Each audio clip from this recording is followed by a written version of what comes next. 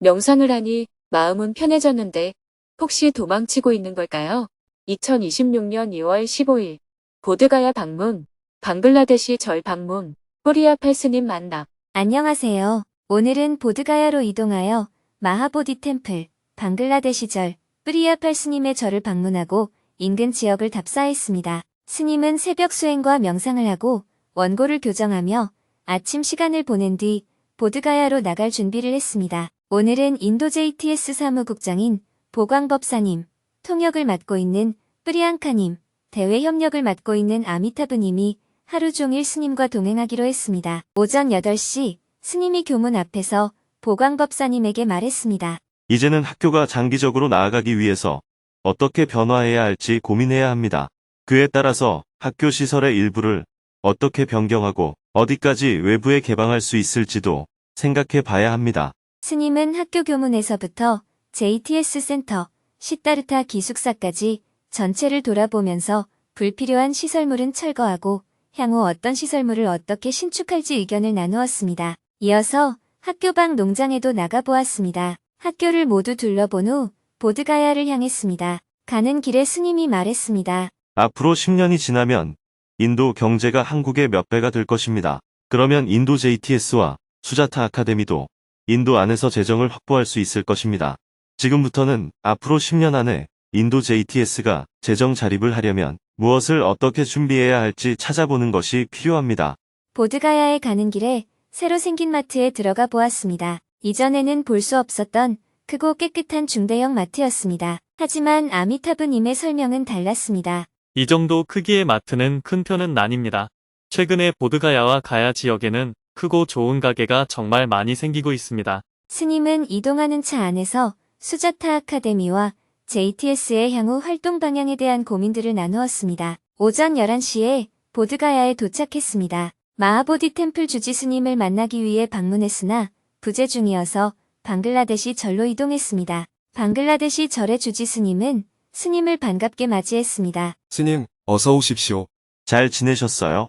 스님도 주지 스님에게 인사를 건넸습니다. 스님은 서로 근황을 나눈 후 주지 스님에게 보시금과 책을 전달했습니다. 이어서 인도 JTS 이사장인 프리야팔 스님의 절을 방문했습니다. 작년에 인도 JTS는 정부로부터 FCRA 해외기부금 규정을 획득하였습니다. 스님은 법에 대해 조예가 깊은 프리야팔 스님에게 앞으로 JTS의 법인 관리 운영이 인도의 법과 절차에 맞게 이루어질 수 있도록 신경 써줄 것을 당부했습니다. 스님은 프리야팔 스님에게 보시금과 책을 전달하고 비나이님의 조카 라훌님이 운영하는 호텔로 이동했습니다. 비나이님은 지금 일본에 살고 있는데 32년 전 수자타 아카데미가 만들어질 수 있도록 도와준 분입니다. 올해부터는 JTS 이사회 구성원으로 함께하게 되었습니다. 오늘은 비나이님이 스님과 일행을 조카가 운영하는 호텔에 초대하여 점심 식사를 대접해 주었습니다. 삼촌께서 스님과 꼭 통화하고 싶다고 하셨습니다. 연결해 드려도 될까요? 식사를 마치자 라훌님은 삼촌인 비나이님과 통화할 수 있도록 연결을 해주었습니다. 비나이, 잘 지내고 있어요? 오늘 라훌이 음식을 맛있게 준비해줘서 잘 먹었어요. 감사합니다. 이렇게 목소리라도 들을 수 있어서 너무 좋습니다. 제가 오랫동안 연락드리지 못해서 죄송합니다. 스님과 비나이님은 서로의 안부를 물으며 반갑게 통화를 했습니다. 스님은 통화를 마치고 말했습니다. 비나이님의 목소리를 30년 만에 듣는 거예요. 학교를 처음 시작할 때 나는 둥게스와리 동네에 살았는데 박진아 대표는 동네에 살기 힘들어 했어요. 그때 비나이님이 박진아 대표를 자신의 오토바이에 태워서 매일 보드가야와 둥게스와리를 오가면서 도와준 거예요. 그 일이 벌써 30년 전이에요.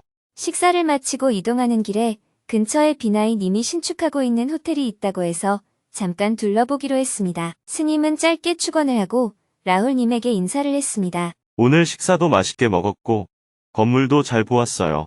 고맙습니다. 네, 안녕히 가세요. 건강하시길 바랍니다. 스님은 보드가야에서 30분 거리에 있는 도비 지역에 넓은 공터가 있다고 하여 답사했습니다. 공터는 넓어서 좋았지만 둥게스와리와 거리가 멀었습니다. 네이란자라강 근처로 이동해서 또 다른 공터를 답사했습니다. 스님은 모래가 흩날리는 강변을 바라보며 아미타브님에게 이야기했습니다. 아미타부, 가야 근처에 아이들이 놀만한 공원을 만들면 어떨까요? 가야에 있는 아이들을 위한 놀이공원이 없어요. 가야와 보드가야 중간 지점이면 좋겠는데 이제는 네이란자라강 주변 외에는 넓은 빈터가 없습니다. 공원이니까 나무도 많이 심어서 그늘을 만들고 한켠에 놀이기구도 설치하면 좋겠어요. 그래서 아이들이 놀 수 있는 공간을 만들어 봅시다. 강 주변이라 물이 넘어올 수도 있을 텐데 어디까지 물이 넘어오는지도 알아보세요. 나무가 자라서 자리를 잡는 데에만 10년 이상 걸릴 거예요. 답사를 마치고 학교에 돌아오니 오후 4시 25분이 되었습니다. 학교 주변을 더 둘러보려고 했는데 지금 몸이 좋지 않습니다. 그래서 오늘 답사를 마무리하고 회의를 조금 했으면 좋겠어요. 스님은 보광법사님, 아미타브님과 함께 오늘 답사했던 내용을 정리하는 회의를 했습니다. 첫 번째는 둥게스와리 근처에 있는 장애인들이 구걸하지 않고 어떻게 먹고 살 수 있을까요? JTS에서 전기 릭샤를 장애인들에게 지원하면 릭샤 운전을 하면서 자립할 수 있을까요? 그런데 장애인은 릭샤 운전이 어려울 수 있습니다. 그런 사항들을 확인해 보세요. 왜냐하면 장애인들은 지금 구걸하는 것 말고는 자립할 수가 없잖아요. 예를 들어 목공일 같은 경우는 전기로 사용하는 목공 기계들을 잘 쓸 줄 알면 다리를 움직이지 않고 앉아서도 일할 수 있을 거예요. 단순히 장애인을 돕는 것 말고 장애인이 경제활동을 할 수 있는 구조를 고민해 보세요. 두 번째는 결혼하는데 돈이 많이 들어서 가난한 사람들은 결혼하기가 어렵다고 해요. JTS에서 결혼식장을 지어서 가난한 사람들이 결혼식을 할 수 있도록 도와주면 어떨까요? 세 번째는 오늘 답사한 네이란자라강 근처의 황무지에 나무 심는 프로젝트를 할 수 있도록 알아봐 주세요. 그리고 그곳에 어린이 공원을 만들면 좋겠어요. 더불어 방갈비가 마을 앞숲도 공원을 만들 수 있는 곳이에요. 이 일은 마을 개발팀과도 상의해 보시기 바랍니다. 네 번째는 뿌리앙 카님이랑 상의해서 수자타 아카데미가 고등학교를 운영할 수 있게 등록하는 작업을 준비해 주세요. 네, 알겠습니다. 이 모든 것을 한꺼번에 하자는 게 아니에요. 생각날 때마다 위 내용들을 계속 머릿속으로 구상해 보세요. 이 일들은 모두 학교 일이 아니고 재단 사무국 일들이에요. 머리가 복잡해요. 괜찮습니다. 저는 내일 아침에 한국으로 돌아가니까 마중 나오지 말고 회사에 출근하세요. 오늘 고생했어요. 스님은 오늘 하루 종일 인도 JTS가 나아가야 할 새로운 방향과 구상을 이야기하며 그 현장이 될 만한 곳들을 찾아다니며 답사를 했습니다. 그리고 그 작업을 준비하기 위해 회의를 하고 함께하는 이들에게 꾸준히 고민해야 할 과제를 던져주며 오늘 일정을 마무리했습니다. 오늘로 인도 JTS 사업을 점검하는 일정까지 모두 마쳤습니다. 내일은 오전에 수자타 아카데미를 출발하여 하루 종일 한국으로 이동할 예정입니다. 오늘은 법문이 없었기 때문에 지난 13일 수자타 아카데미에서 온라인으로 진행된 금요직문직설 생방송에서 스님과 질문자가 나눈 대화 내용을 소개하며 글을 마칩니다. 명상을 하니 마음은 편해졌는데 혹시 도망치고 있는 걸까요? 명상 수행을 시작한 지 어느덧 2년이 되었습니다. 덕분에 마음이 한결 편안해졌지만 최근 들어 갑작스러운 혼란이 찾아왔습니다. 머리로는 집착을 내려놓자고 다짐하면서도 막상 새로운 일에 도전해야 할 때면 마음이 쉽게 무너집니다. 이것이 집착하지 말아야 한다는 생각에 또다시 집착하는 것인지 아니면 두려움을 그럴듯하게 합리화하는 것인지 헷갈립니다. 인간관계에서도 상대를 이해하려고 노력한다고는 하지만 정작 꼭 필요한 대화나 만남은 오히려 피하고 있는 듯합니다. 명상 중에 의심이 들면 그저 알아차리면 된다고 스스로를 다독이지만 한편으로는 이것이 자신을 속이며 회피하는 방식은 아닐까 하는 생각도 듭니다. 진정한 수행과 회피를 어떻게 구분해야 하는지, 그리고 이런 상황에서 저는 어떤 방향으로 수행을 이어가야 하는지 여쭙고 싶습니다. 나는 지금 편안한가? 아니면 안주에 있는가? 이렇게 의심한다면 그것은 안주에 있는 상태입니다. 왜냐하면 정말 편안하다면 의심은 생길 수 없거든요. 예를 들어 내가 누군가를 돕는 일을 하고 있는데 내가 제대로 돕고 있는 걸까? 하면서 의심하는 마음이 든다면 그것은 온전히 돕고 있지 않은 상태입니다. 왜냐하면 온전히 돕고 있다면 의심하는 마음이 생길 수가 없기 때문이죠. 질문자도 명상하면서 내가 명상을 제대로 하고 있나 하고 의심이 든다면 그것은 명상을 제대로 하고 있지 않다는 사실을 방증합니다. 질문자가 무엇을 잘못하고 있는지 구체적으로 말씀드리려면 질문자의 얘기를 좀 더 들어봐야겠지만 어쨌든 질문자 스스로 의심이 든다고 하니 우선 좀 제대로 하지 않고 있다라고 말씀드립니다. 질문자가 명상을 안주나 회피의 수단으로 보는 관점을 가지고 있다면 그런 의심이 일어나게 됩니다. 수행 관점을 바르게 가지고 있다면 그런 의심은 생기지 않고요. 지금 말씀해 주신 그 관점에 관해 설명을 좀 더 부탁드립니다. 질문자가 처음에 얘기한 것처럼 의심이 드는 것은 제대로 하고 있지 않아서 그렇다라는 얘기예요. 마치 내가 지금 정직한가? 라는 의심이 든다면 지금 정직하지 않은 상태로 보아야 하고 내가 정말 사랑하고 있을까? 하고 의심이 든다면 진정 사랑하지 않고 있다는 것을 알 수 있는 것과 같아요. 왜냐하면 마음이 정말 정직하거나 사랑하는 상태라면 그런 의심은 생기지 않기 때문이죠. 정말 편안한 상태에서는 질문자처럼 의심이 들지 않아요. 이해되셨어요? 제가 확신이 부족해서 그렇다는 말씀인지 아니면 다른 말씀을 하신 건지 잘 모르겠습니다. 그냥 저는 편안합니다. 이렇게만 하면 돼요. 스스로 지금 잘하고 있는지 아니면 잘못하고 있는지 의심이 일어나는 것은 잘못하고 있을 때 나타나는 심리 현상이라는 얘기예요. 확신은 꼭 좋게 볼 수만은 없습니다. 그러면 저는 이제 앞으로 어떤 방향으로 마음을 다잡아가면 좋을까요? 그건 질문자가 무엇을 원하는지에 따라 달라요. 목적지에 따라 방향은 다르니까요. 저는 원래 불안한 마음이 커서 약물 치료를 받았습니다. 그러다가 병원에서 이제 약을 끊어도 되겠다고 얘기해서 그때쯤 명상을 시작했어요. 그렇게 약 2년 정도 명상하면서 스스로 불안감이 줄어든 것을 느낄 수 있었고, 주변에서도 제가 많이 좋아졌다고 말합니다. 그런데 요즘 내가 너무 명상을 핑계로 삼고 있지 않은가 하는 의문이 불현듯 떠올랐습니다. 이 마음이 쉽사리 떨쳐지지도 않고요. 질문자가 명상을 하는 목표는 뭡니까?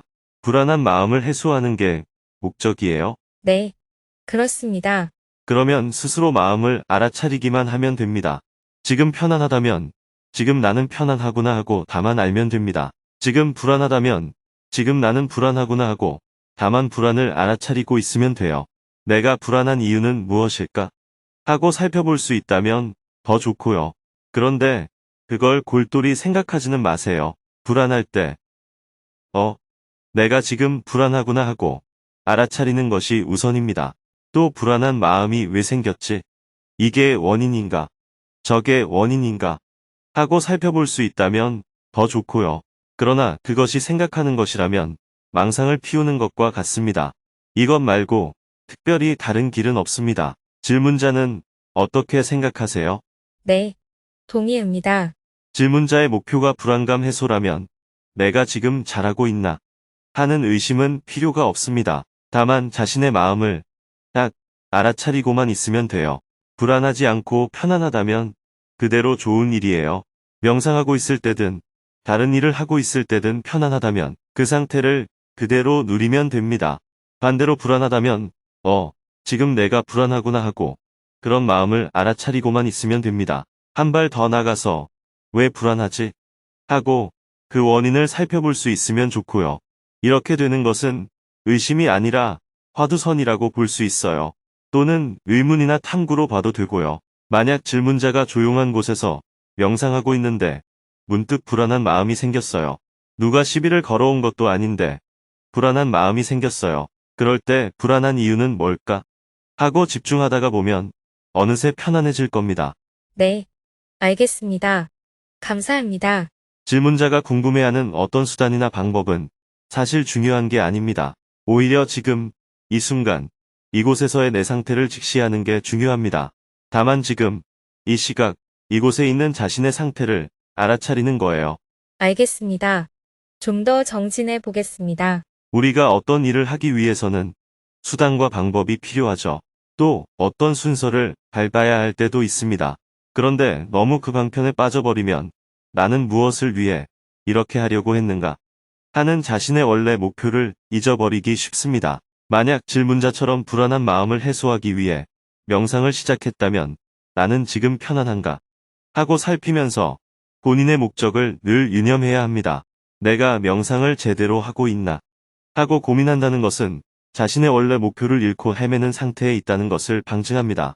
시간을 허비하고 있는 거예요. 우리가 수행을 하는 궁극의 목표는 마음이 괴롭지 않고 자유로운 상태, 즉 열반을 향해 가는 데 있습니다. 그런데 질문자는 처음에 불안한 마음을 다스리기 위해 명상을 시작했다고 했지요. 그렇다면 지금 단계에서는 그 목표에 충실하면 됩니다. 내가 명상을 제대로 하고 있나 하며 방법을 따지느라 샛길로 빠지지 말고 지금 내 마음이 편안한지 불안한지 그 상태를 알아차리면서 본래의 목적을 놓치지 않고 나아가면 좋겠습니다. 수행자의 목표는 괴로움이 없고 자유로운 상태, 즉 열반 또는 니르바나를 증득하는 것입니다. 그래서 우리는 일상 속에서도 이 알아차림을 늘 연습하는 것입니다. 늘 이런 관점을 놓치지 않고 정진해 나아갔으면 좋겠습니다.